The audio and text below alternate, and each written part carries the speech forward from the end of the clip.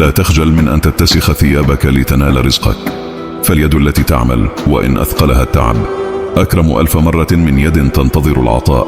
أن تصبح متعبا من جهدك خير من أن تبدو في كامل أناقتك بينما يطعمك أحدهم. فالكرامة هي أن تقف على رجليك، أن تصنع رزقك بعرقك، وأن تعود آخر النهار منهكا لكن مرتاح الضمير، فما صنعته بنفسك لا يقدر بثمن، وما نلته بكرامتك هو وحده الرزق الحقيقي. والغريب أن الناس لا يرون قيمة الجهد ولا يفهمون قوة الإرادة، لكن الله يرى كل خطوة ويعلم كم تحملت من تعب وسهر، وكم دفعت من نفسك لتبني مستقبلك. اعمل حتى لو كانت خطواتك بطيئة، فالبطء مع العزيمة أفضل من سرعة بلا هدف.